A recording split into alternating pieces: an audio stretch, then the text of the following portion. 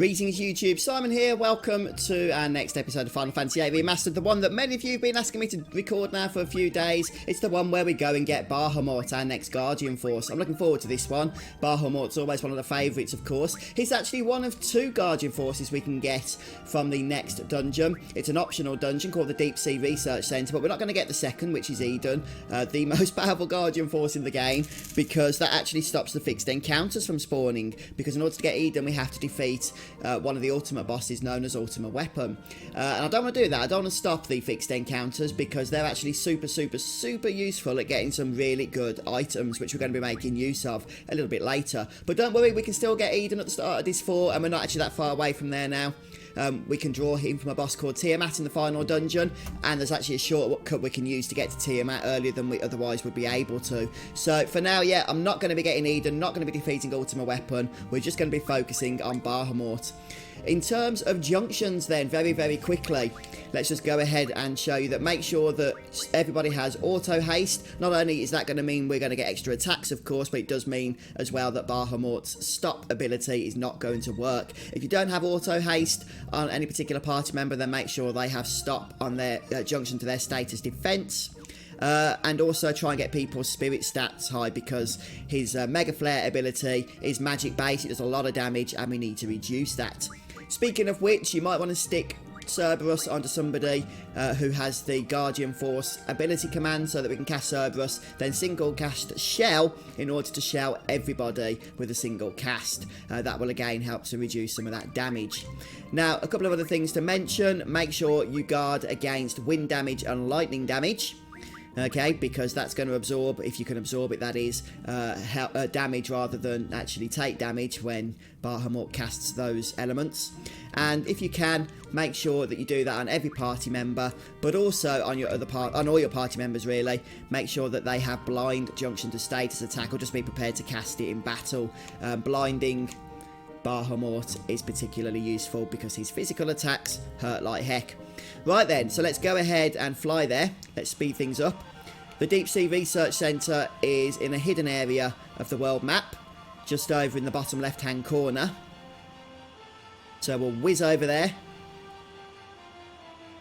There it is. And when you get there, you can literally just land on top of the structure as you would anywhere else. And that's going to trigger a bit of a dialogue scene where our party members talk about, well, whatever the heck this place is. One thing you might have noticed, by the way, is that Renoa is dead. The reason for that will become obvious a little bit later on. But we will be bringing her back to life, and you can do so obviously either with the Phoenix down if somebody has the item ability equipped, or just with the revive command ability. Now we need to make our way over to the core here, but as the dialogue just tells us there, the blue light leads to death. In other words, to enemy encounters. Now there's no random enemy encounters here. The remastered toggle and Diablos' encounter none will do nothing. What we need to do is just make sure that we're not moving when that light is active in any way, shape or form. Otherwise that's going to spawn these enemy encounters, and they will spawn relentlessly if we try and move repeatedly with that light active. So wait until it deactivates, and do not run, walk. Okay, I think you get random enemy encounters if you run. And watch out, because the light sometimes tricks you as well. You think it's going off when it shoots back on again. You'll see in a moment's time. Just like that, you see. And the closer you get, the more active it becomes. So it can take a few seconds to actually get all the way there. Watch out for that little tricksiness of it. And we're nearly there now. Ah! Why did I move? It hadn't even gone off. Well, fortunately we can escape these battles.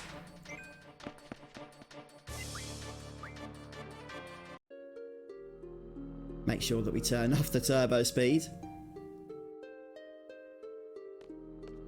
But you can have it on when the light's on, just to speed that up a little bit. At least you haven't got to wait as long then in between light ups before you can move again. Right, there we go, we're close enough now. So As we go through the dialogue here, we're going to have to select different options. First of all, we can only select the first option since it's the only one here. It's not our will to fight.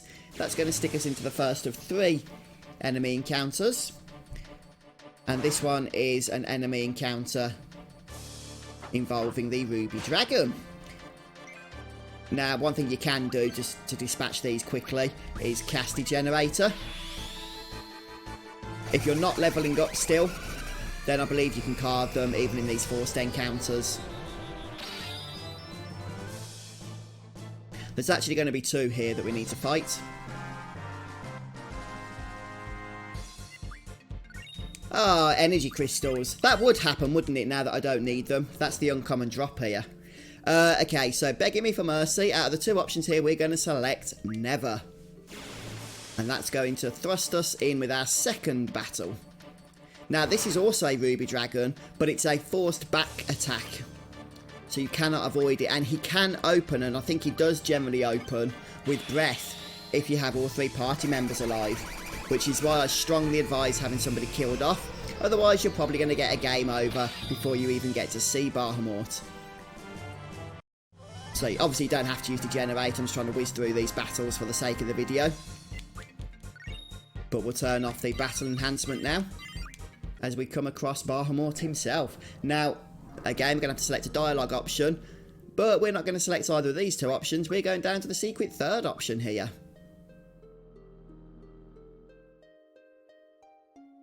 And there we have it. All that stands in our way now of the Bahamut Guardian Force is Bahamut himself. And we get the odious boss music this time, don't we? Well, how about some introductions then, eh? Who are you? Ah, you're Bahamut, the great Guardian Force Bahamut. Well, that's good to know. So, first things first, let's get Renoa back to life, shall we? His physical attacks can be quite nasty, but I've got the evasion stat quite high on Squall, so it shouldn't do a whole lot. Quistis is going to, first of all, draw cast Curagar and plonk that onto Renoa. Renoa is going to cast Cerberus. And Squall is going to start drawing full life, since I still need it. This is a fantastic opportunity to get full life, by the way.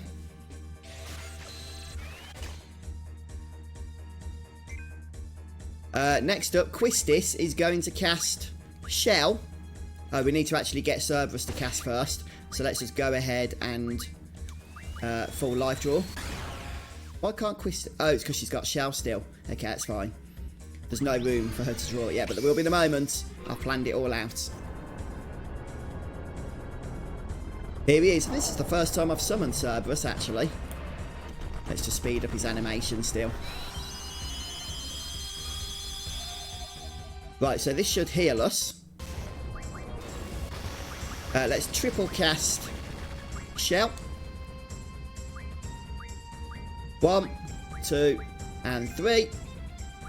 And now, all that's left to do, first of all, is draw cast this. You can go ahead and get him blinded, of course. In fact, that's probably not a bad idea. I don't think Squall's got blind, though. So he can start on the full lives. You can cast blind if you want to, or you can attack with it. What is it with trying to kill Renoa? That is not very nice, dude. Let's triple cast blind, shall we? Hopefully more chance of it succeeding then. One of the bonuses of using Cerberus, of course.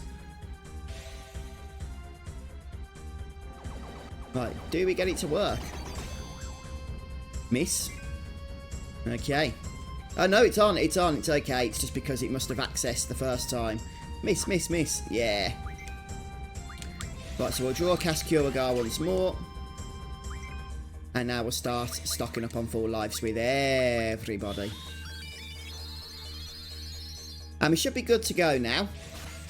Most of his powerful abilities, I think he tends to use as he gets low on health. So as long as we don't do a lot of damage to him, we should be fairly safe to keep drawing here. So let's speed up now. Thunder Guard's obviously going to either do no damage or heal our party members, depending on which spells I junction to their elemental defences. Right, I'm going to go ahead and get the draws done and be right back with you. Okay, that should be enough now then for Quistis and everybody else, which means we can start off with the attacks. Of course, you can go ahead as well if you wish to do so and get some limit breaks going. Might not be a bad idea, but for now we'll just lay on with the normal attacks, I think, and see what happens. Although if he does MEGAFLARE, it might be enough to bring us into yellow, at which point I might keep Squalling yellow. I haven't decided yet. It is a risky strategy because another MEGAFLARE could very well kill us, which is obviously something we do not want, but it could happen. But Squall's doing a nice amount of damage here. Bahamut only has, at maximum, this is at level 100, 90,000 health, which isn't a huge amount in all honesty. I've got a feeling we're going to be seeing that MEGAFLARE soon as well, so just need to be a little bit careful about how low we're going to be prepared to let ourselves go here. Let's speed things up for a moment though.